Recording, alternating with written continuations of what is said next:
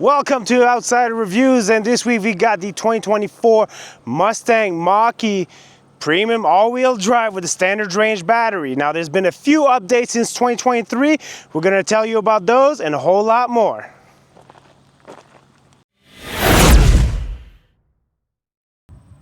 And hello everybody, my name is Pat. I'm just a military veteran, now turned car YouTuber and reviewer.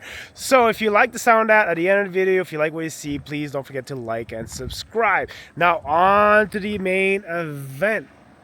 We've got the 2024 Ford Mustang Premium Mach-E with the standard range battery.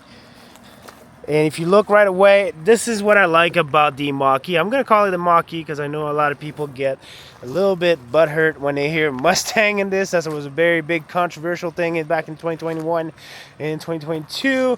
Let's just move on past that. The look, however, is where the Mustang DNA is clearly seen. This looks absolutely phenomenal. I love the way the LED lights, they have an aggressiveness to it. Absolutely love it.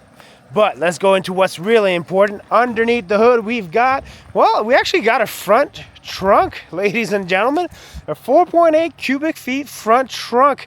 And I absolutely love that it has a really decent sized front trunk, because those are now few and far between in the EVs that I'm testing. A lot of them are foregoing that. But behind that front trunk, we've got two electric motors that gives you 346 horsepower, 428 pounds-feet of torque. This is the premium one. If you go down a notch to the basic entry level, select brand, 266 horsepower, but you still maintain 428 pounds-feet of torque. Range is 363 kilometers or 226 miles. Now, depending on the variant you're going to go with, you can go anywhere between that 226 miles all the way to 320 miles, or in kilometers all the way up to 500 kilometer or close to. So it really depends if you're going to go for rear-wheel drive. Really depends if you go for extended range battery.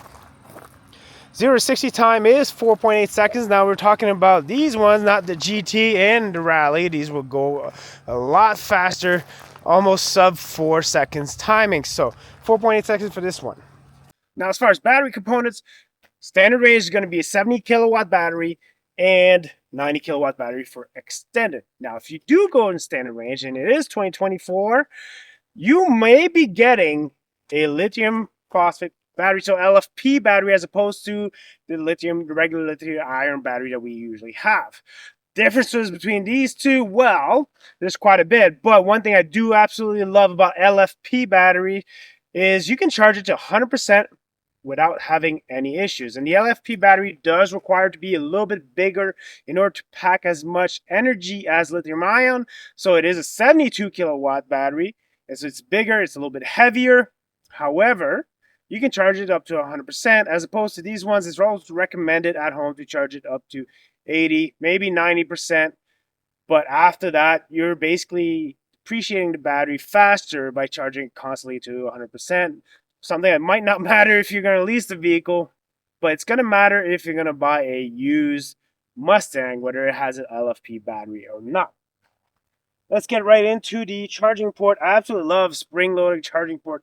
The last couple of EVs that I've been reviewing, it's been electric motors charging port, and I think we're complicating something and perhaps creating a problem down the line with something that's just easy, spring-loaded, and less complicated. Let's start complicating our lives, cut that cost down, bring the price down, and just get it like this. Absolutely love it. So DC fast charging, now Ford does have that agreement with Tesla, so you can use the superchargers with the North American charging standard. You just have to use the adapter. That being said, charging times, you're looking at 10 to 80% in 36 minutes. However, some people are noting that they can maybe get closer to 35 minutes if they use the Tesla superchargers. So that's something to note. Charging speed is 150 kilowatt charging speed. Now, it is a little bit slower than what else is out there. We're looking at the Volkswagen ID4, which I bring up a lot, which is 190 kilowatt charging speed. And then the Korean Twins are 250 or 350 kilowatt charging speed. It really depends what's around you. Around me, the only thing I have for charging is 180 kilowatt charging station. So it really doesn't really matter. 150 is plenty good for me. Right below that, we've got the 19-inch wheels. Absolutely love the look of the 19-inch wheels. I think it's a good size, a nice amount of rubber, not too much, not too thin, so it does help absorb these bumps. Furthermore, here we have the doors. Now, this is where it gets a little funky for the Ford Mustang Mach-E.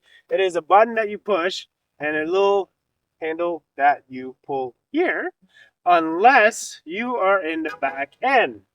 In the back end, you push the button and you have to stick your hand here. Now, there's a anti-slamming mechanism. So right now you can push as hard as you want and it's not going to slam my hand. However, if I go like this and then like that, I can definitely slam my hand.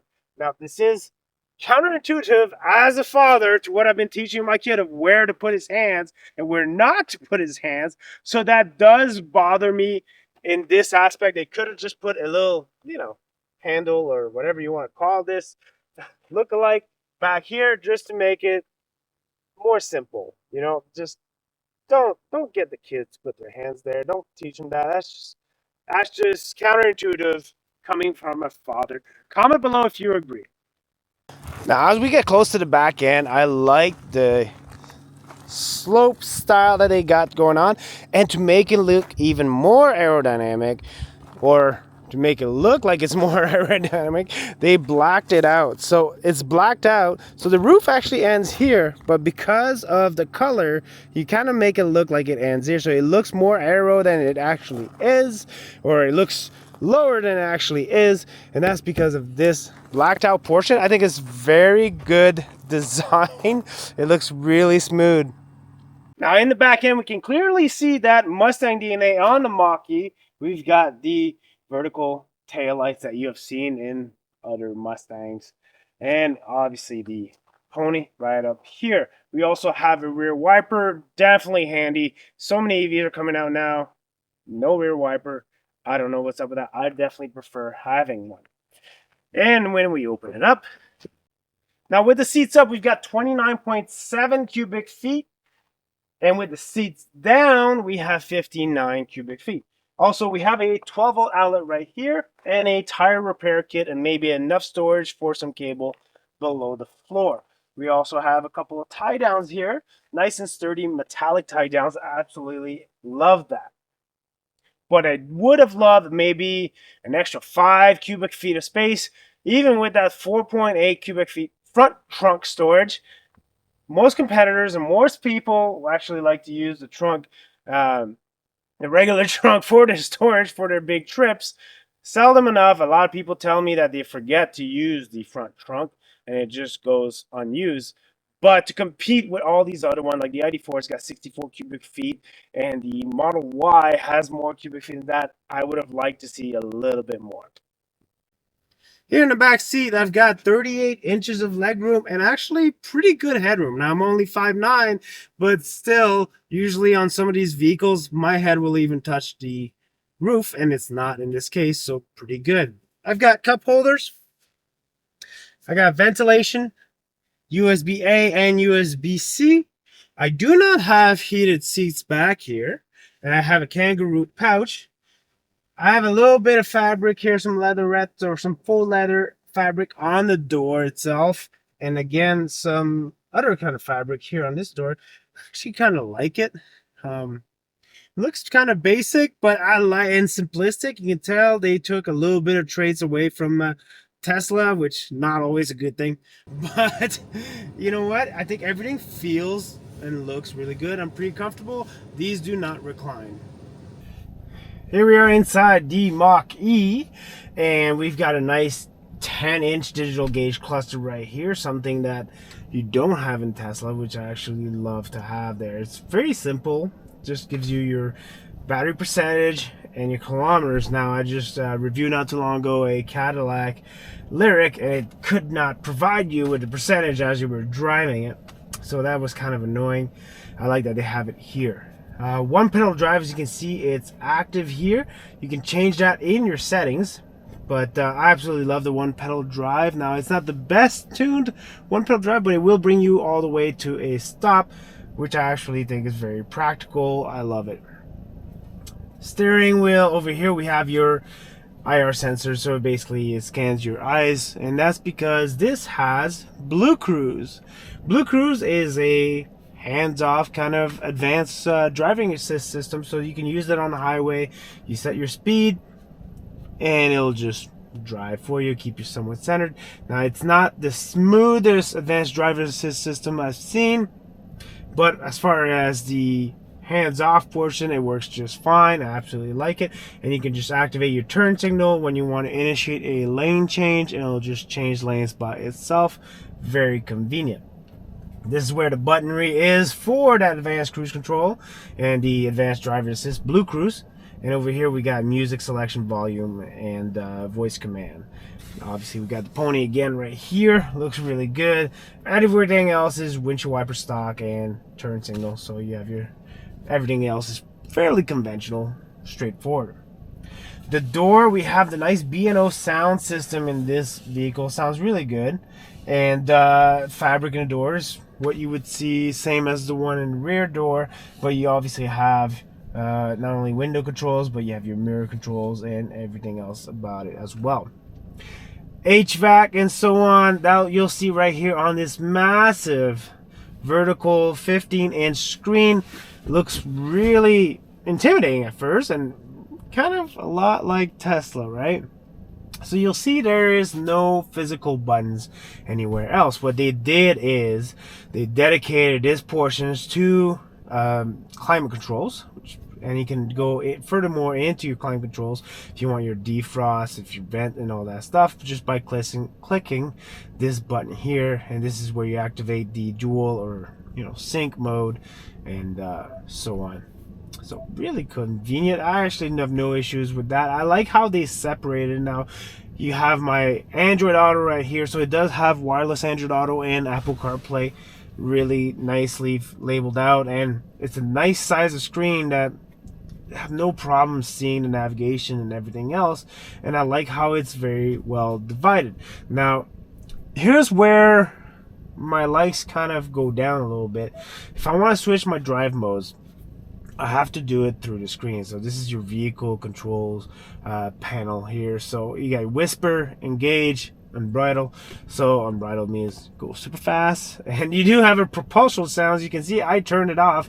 I just find it annoying, right? I just want to go fast. I don't want to sound like I'm going fast. So you also have your controls for your front and for your trunk right here, opening them up. This is where I would have liked to seen physical controls. Now, whether it's a button right here on the steering wheel like I saw with the Hyundai, I like that it's very intuitive, very ergonomic. It's right here, boom, I can change it on the fly. I don't want to have to take my eyes off the road if I want to go into sports mode or unbridled mode. It just does not make sense to me. Also, you can they could have put it here as well. I don't care where they would have put it, but as long as it's like a one-touch button that changes my drive mode as opposed to going into the screen. So that definitely annoys me. Same thing for the trunk. I would like to have a button down here to open up the back, but at last we're going through changement and everything is being changed to the screen. And that's not exactly a pro. However, I did allude not too long ago about LFP battery and lithium with manganese batteries and such. So if you want to find out what kind of batteries you have, you just have to go through, you click here on your tab of owner's manual, click battery right here, and then you go in and you just want to know what your high voltage battery. So what is the high voltage battery? It tells you right here. So in my tester right here, I do not have the LFP battery. So that is a bit of a downer for me. I would have liked if this had been the first LFP battery I would have tested, but alas. Also, you can click on the little app icon over here, and this is where you can find out your charging info, your trip info, and so on. And I do like as well in my trip info, let me go through it. So it gives you a breakdown. Now obviously I've been idling for today just for recording purposes, so you guys can see those nice lights and everything.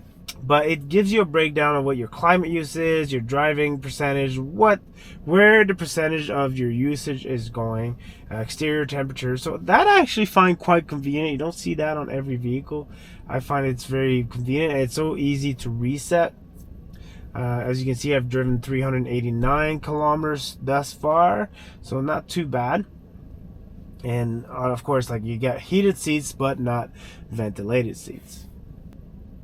Next to the Master's 15-inch screen, we have a start-stop button. I actually like the start-stop button, not just because I'm a YouTuber and I like to be able to leave it on to film it, but I think it just gives you a little bit closure. I know Sandy Munro and company would like you to just park it and walk out. I don't know. I'm still old school in that sense. Let me know in the comments below how you feel about start-stop button. Do you want one, or do you just want your butt to and your key to activate the vehicle when you sit in it? So here we got a nice wireless charger. It goes very well. It stays there. I would have liked to seen a dual wireless charger. I think we have the space here to have made that happen. That would have been quite convenient. Some vehicles now are not coming out with dual wireless charger. I think it's very convenient. Cup holders. Get your shifter here. It's a rotary shifter. Absolutely no issues with the rotary shifter. I think it's very easy to go from drive to reverse without having to look down, which is what I think is key. Center console. So you have to lift this up and then slide this back. I'm not too sure where the thought process was in this.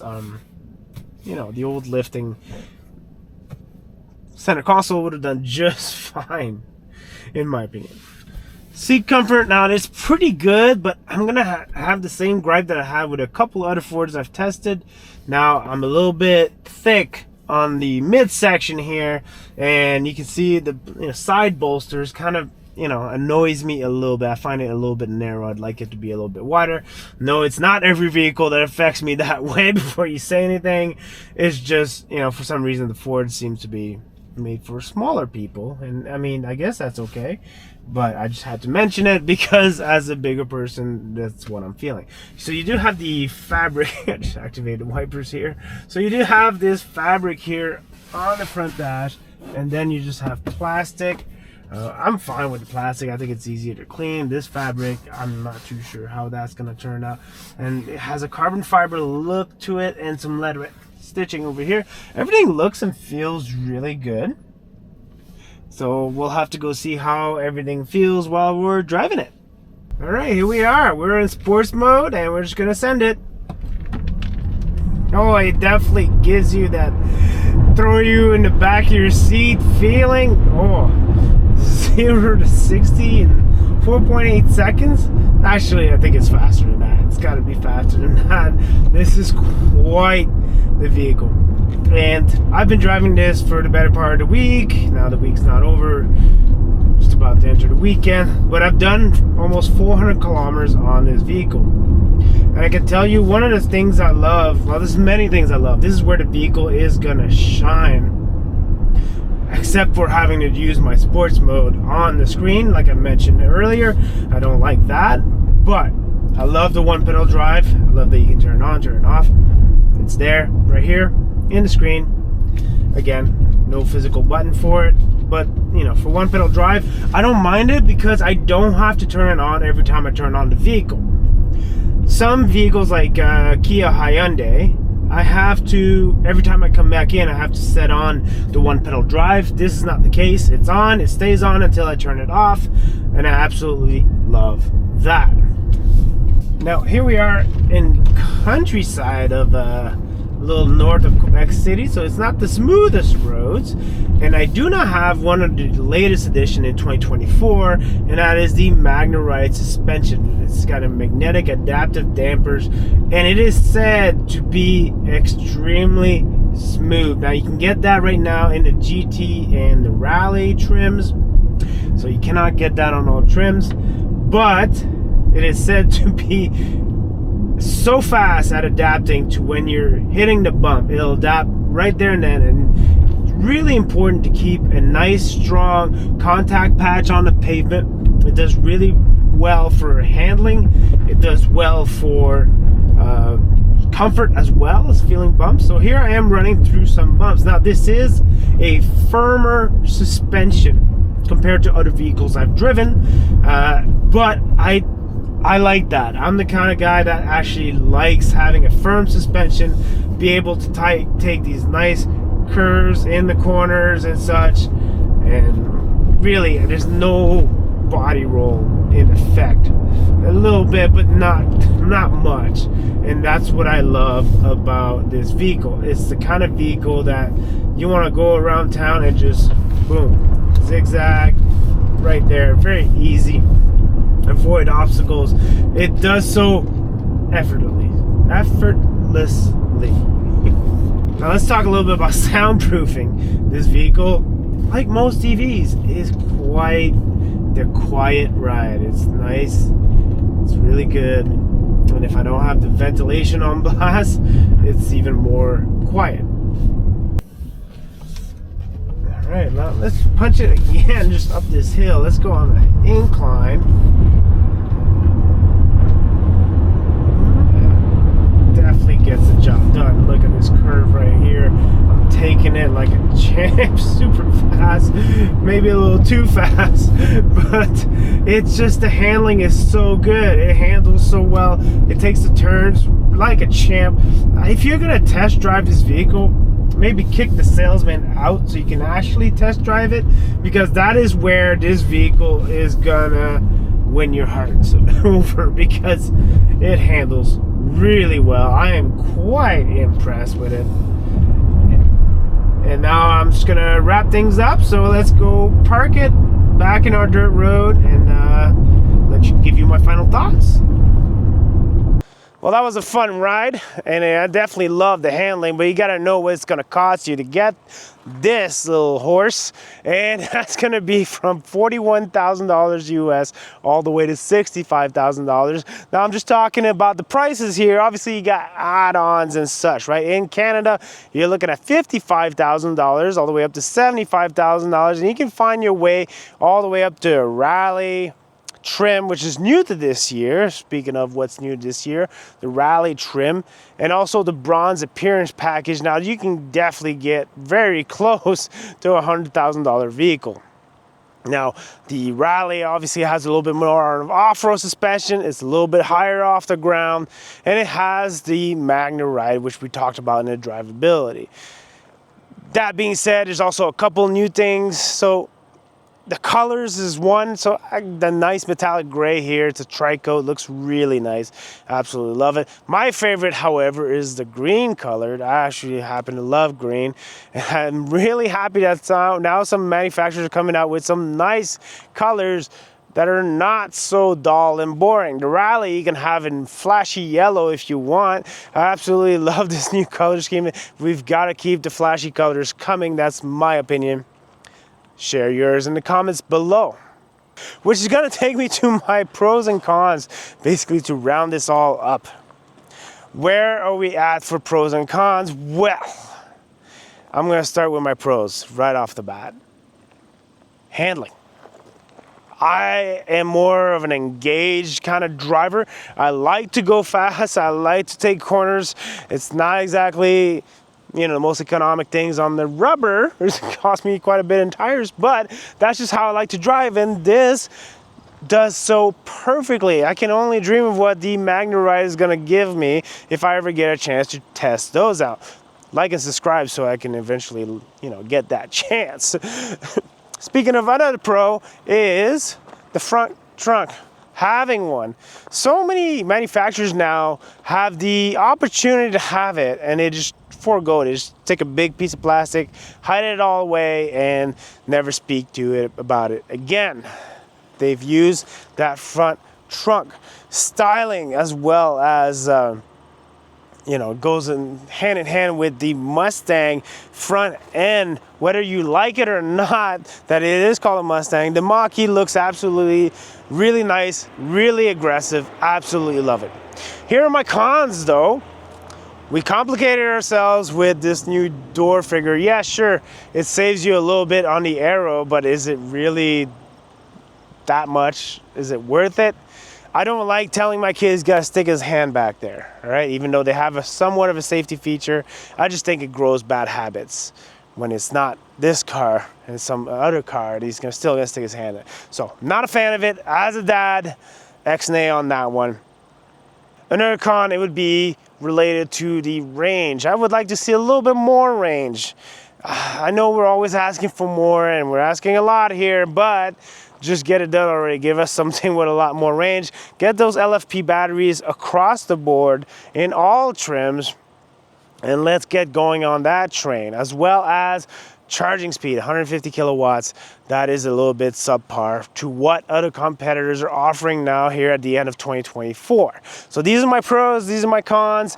This is my final thoughts. I absolutely love driving this thing. It's definitely drivers driving. Their drivers are gonna love this. I don't know how everybody else is gonna feel about it, but this is where you guys come in the comments section.